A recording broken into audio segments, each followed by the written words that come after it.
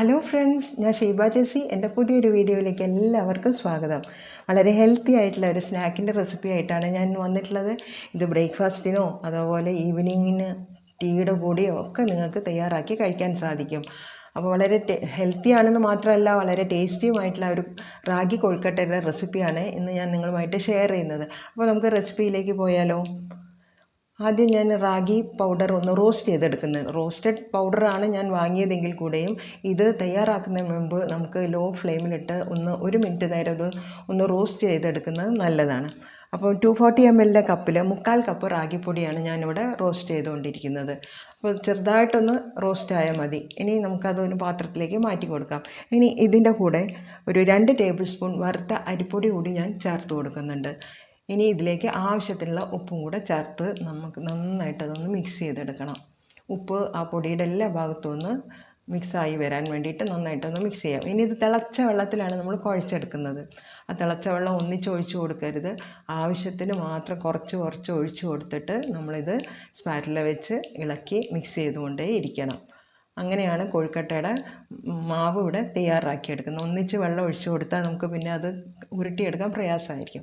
അപ്പം ആ മാവിന് കുറച്ച് സോഫ്റ്റ്നെസ് കിട്ടുന്നതിന് വേണ്ടിയിട്ട് കുറച്ച് നെയ്യ് കൂടെ ഞാൻ ഇതിലേക്ക് മിക്സ് ചെയ്ത് കൊടുക്കുന്നു. ചൂടുള്ള വെള്ളം ഒഴിച്ചു കൊടുക്കുന്നതുകൊണ്ട് ആ നെയ്യ് പെട്ടെന്ന് തന്നെ ഉരുകി ആ മാവിലേക്ക് നന്നായിട്ട് സ്പ്രെഡായി കൊടുക്കും. ഈ റാഗി നമ്മൾ സാധാരണ ചെറിയ കുഞ്ഞുങ്ങൾക്കാണ് ഇത് കുറുക്കൊക്കെ ആക്കി കൊടുക്കുന്നത്. പക്ഷേ ഒരു നേരം ഇത് നമ്മൾ വലിയ ആളുകളുടെയും ഭക്ഷണക്രമത്തിൽ ഉൾപ്പെടുത്തുന്നത് വളരെ നല്ലതാണ്. കാരണം ഷുഗറിൻ്റെ ലെവലും അതുപോലെ കൊളസ്ട്രോൾ ലെവലെല്ലാം കുറയ്ക്കുന്നതിന് ഈ റാഗി വളരെയധികം സഹായിക്കും. അപ്പോൾ ഇവിടെ മാവ് നമുക്ക് കുറച്ച് നേരം മൂടി വയ്ക്കാം ഒന്ന് തണുക്കുന്നതിന് വേണ്ടിയിട്ട്. ഇനി അതിലേക്കുള്ള ഫില്ലിംഗ് തയ്യാറാക്കാൻ വേണ്ടിയിട്ട് മധുരത്തിനായിട്ട് ഞാൻ ശർക്കരയാണ് ഞാനിവിടെ എടുത്തിട്ടുള്ളത്. അപ്പോൾ നിങ്ങളുടെ മധുരത്തിനനുസരിച്ച് നിങ്ങൾക്ക് ആവശ്യത്തിന് ശർക്കര പൊടി നിങ്ങൾക്ക് എടുക്കാം. അപ്പോൾ അത് നന്നായിട്ടൊന്ന് ഉരുക്കിയ ശേഷം അത് അരിച്ച് ഒരു പാത്രത്തിലേക്ക് ഒഴിച്ചു കൊടുക്കുന്നുണ്ട്. കൂടെ തന്നെ അതിലേക്ക് ആവശ്യമായിട്ടുള്ള തേങ്ങ ചിരവിയതും കൂടെ ഇട്ട് കൊടുക്കുന്നുണ്ട്. ഇനി ഫ്ലേവറിനായിട്ട് ഏലക്കാപ്പൊടിയും കൂടെ ചേർത്ത് കൊടുക്കാം. ഞാൻ പഞ്ചസാര ചേർത്ത് പൊടിച്ച ഏലക്കാപ്പൊടിയാണ് ഞാനിപ്പോൾ ചേർത്ത് കൊടുത്ത്. ഇനി അതൊന്ന് ചെറുതായിട്ടൊന്ന് ഡ്രൈ ആക്കിയിട്ട് നമുക്ക് അവിടെ മാറ്റി വയ്ക്കാം. ഇനിയിപ്പോൾ ഈ സമയം കൊണ്ട് നമ്മുടെ മാവ് ഒന്ന് ചെറുതായിട്ടൊന്ന് തണുത്ത് കാണും. അപ്പോൾ നമുക്ക് കൈ വെച്ച് നല്ല സോഫ്റ്റായിട്ട് ഈ മാവ് നമുക്ക് കുഴച്ചെടുക്കണം. ഈ റാഗിയിൽ ഹൈ ഫൈബറാണ് ഇതിലുള്ളത്. കൂടാതെ ഹൈ പ്രോട്ടീനും ഇതിൽ അടങ്ങിയിട്ടുണ്ട്. അതുപോലെ നാച്ചുറലായിട്ടുള്ള വെയിറ്റ് ലോസിന് നമ്മൾ ഇടയ്ക്ക് ആഴ്ചയിൽ 2-3 പ്രാവശ്യം ഈ റാഗി കൊണ്ടുള്ള ഡിഷസ് നമ്മുടെ ഭക്ഷണത്തിൽ ഉൾപ്പെടുത്തുന്നത് വളരെ നല്ലതാണ്.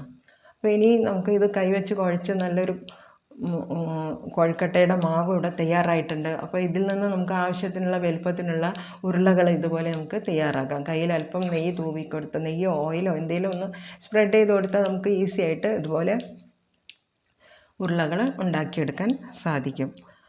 അപ്പോൾ വളരെ ടേസ്റ്റി ആയിട്ടുള്ള കൊഴുക്കട്ടയാണ് റാഗി കൊണ്ടുള്ള ഈ കൊഴുക്കട്ട. ഉള്ളിൽ നമ്മൾ നല്ല മധുരമൊക്കെ വയ്ക്കുന്നതുകൊണ്ട് കുട്ടികളും എല്ലാം ഇത് നന്നായിട്ട് കഴിച്ചോളും. ഇനി നമുക്ക് ഈ മധുരം ഒഴിവാക്കണം എന്നുണ്ടെങ്കിൽ ഈ തേങ്ങയുടെ കൂടെ പഴുത്ത ഏത്തയ്ക്ക ചെറുതായിട്ട് അരിഞ്ഞത് ചേർത്ത് കൊടുക്കാം.